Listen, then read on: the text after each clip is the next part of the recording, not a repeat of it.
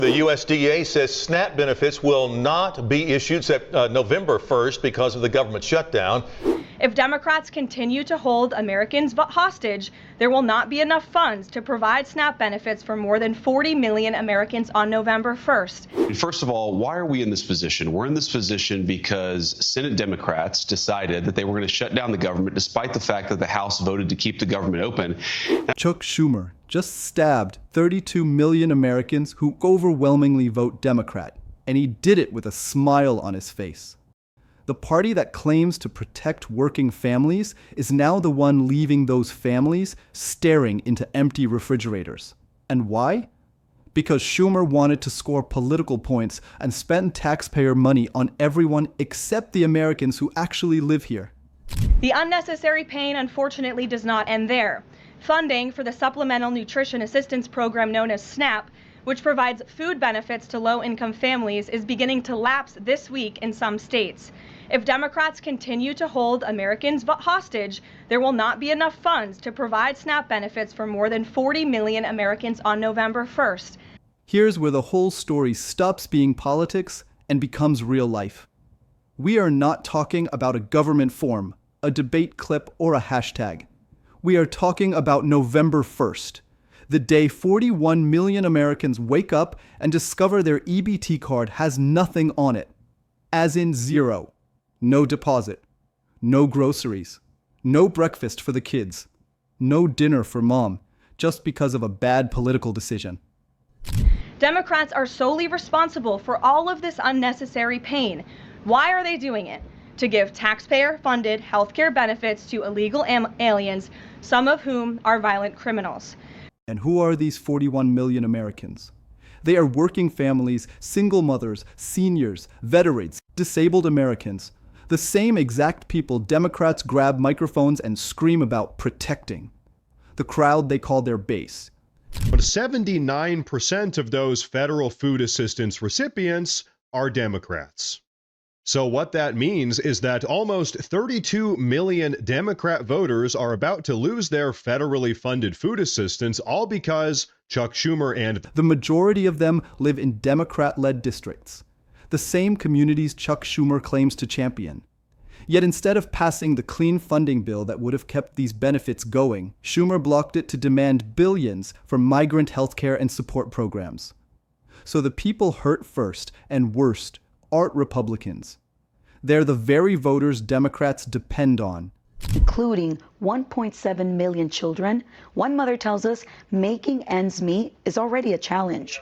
It shouldn't be that you got to go in your pocket later to get cash that's going to short your bill. Well, one bill won't get paid today, just to make sure your children and you have food. Which means this shutdown isn't just political miscalculation. It's a deliberate choice that leaves millions of Schumer's own supporters staring at empty refrigerators, while Washington argues about priorities. It's going to have an impact on our neighbors. As you know, the federal workers just received their last paycheck last week. So we haven't really seen an increase yet. But as time goes by, and if someone also is out of SNAP benefits and they don't get the new ones in November, we will definitely see an increase in need. And here's where the story slips from tragedy to embarrassment. Because the first states to sound the alarm weren't red states. They were deep blue Democratic strongholds. Massachusetts, Illinois, and New York have already told residents that November SNAP payments may not arrive, meaning even the places that vote blue every election are bracing for food insecurity. Food Bank is gearing up for a surge in demand as the government shutdown threatens to cut off food stamps for hundreds of thousands of Arizonans a week from today. 12 News. Food banks in Chicago, Atlanta, and Los Angeles are reporting nearly a 40% surge in demand this week alone because families are already running out. For the 13th time yesterday, the Senate failed to pass the House-approved bill to reopen the federal government. Meanwhile, and this is the part Democrats really don't want to talk about, Louisiana, a Republican-led state, just announced it will spend $150 million per month out of its own state budget to make sure families don't go hungry. Think about that. A red state is feeding people while blue leadership is pointing fingers on TV. Schumer shut off the faucet. Blue state governors are panicking.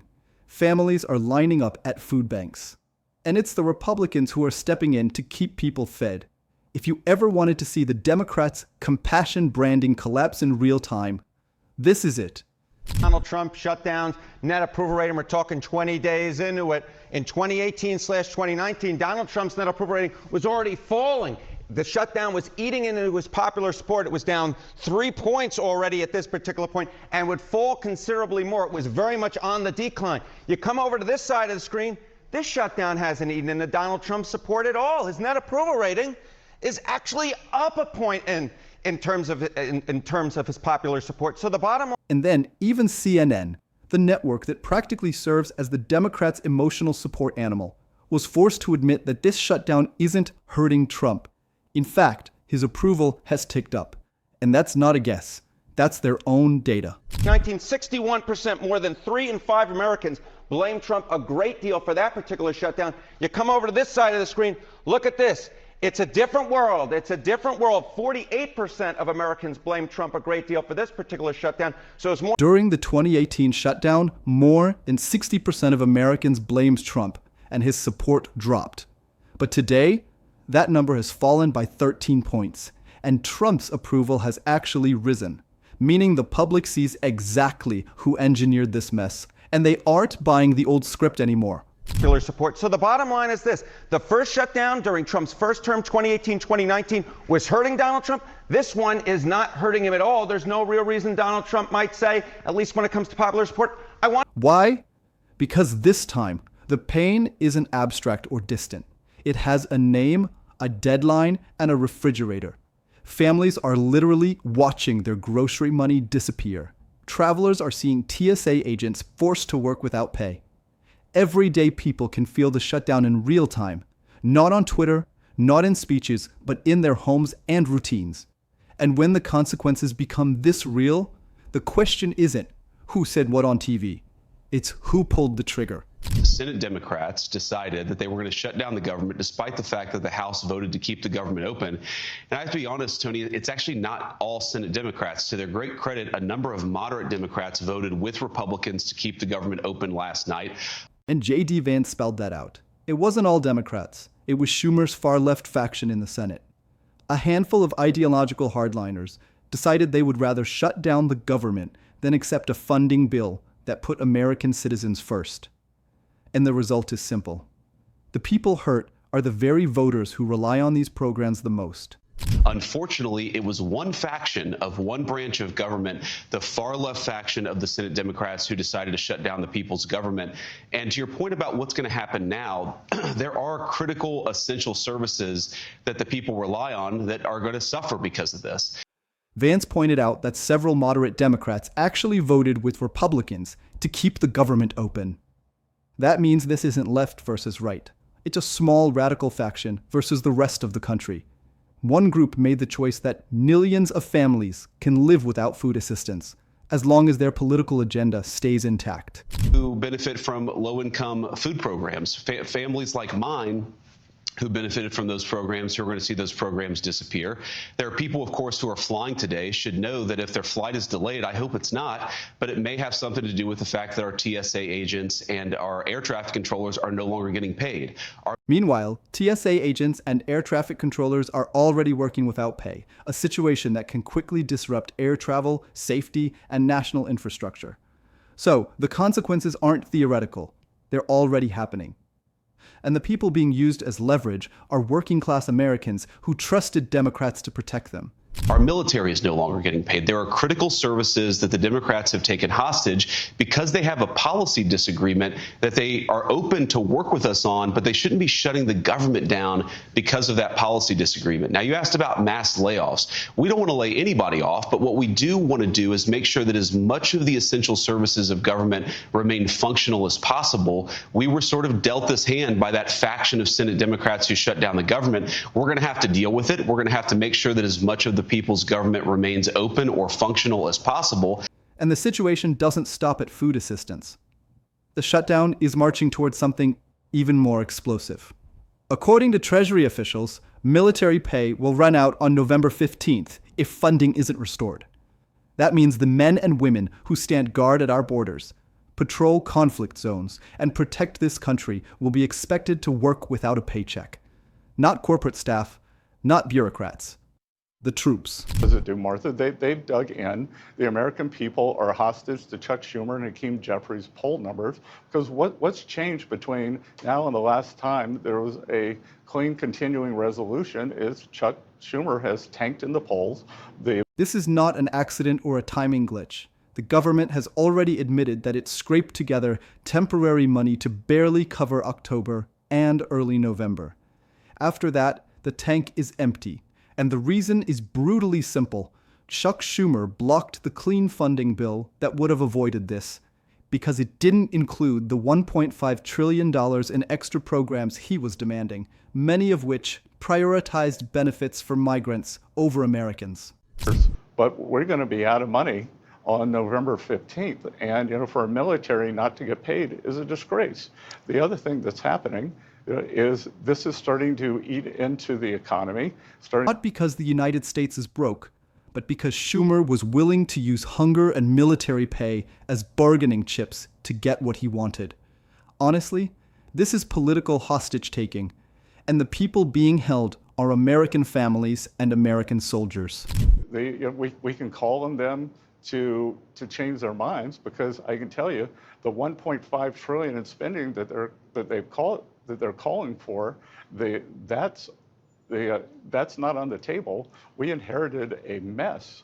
We inherited the worst budget deficit to GDP when we... Everything now points to one truth. This wasn't a miscalculation. It was a decision to let families lose food assistance on November 1st and to let the military go unpaid on November 15th. Also, Chuck Schumer could protect his political demands. Chuck Schumer didn't just gamble with numbers. He gambled with survival and service. And who absorbs that pain? Not the insulated political class that eats catered lunches and flies on government planes. The pain lands on the families who rely on SNAP to put food on the table, and on the soldiers who wake up every day prepared to defend this country. The two groups that should be the last to suffer are the first ones Schumer is willing to sacrifice. And Republicans, through the One Big Beautiful Bill, implemented a common sense reform to end this fraudulent scheme. But that's why the Democrats are continuing to shut down the federal government. They are trying to reverse this and restore taxpayer-funded health care for illegal aliens like these. And that's the moment the mask comes off. The party that has spent decades branding itself as the champion of the poor, the working class, the everyday American, is now the party actively pushing those same Americans toward hunger and instability. The speeches don't matter anymore. The leader of the caucus that is refusing to open the government said, quote, "Every day gets better as the shutdown continues." Ask the air traffic controllers if every day is getting better, Senator Schumer, and they will. When the refrigerator is empty and the paycheck stops, the truth speaks louder than any political message. Chuck Schumer didn't protect his voters. He used them as leverage. And now reality is sitting right in front of us. Because no leader betrays his base by accident. It's their choice. And when November hits, millions of Schumer's own voters will know exactly who made it.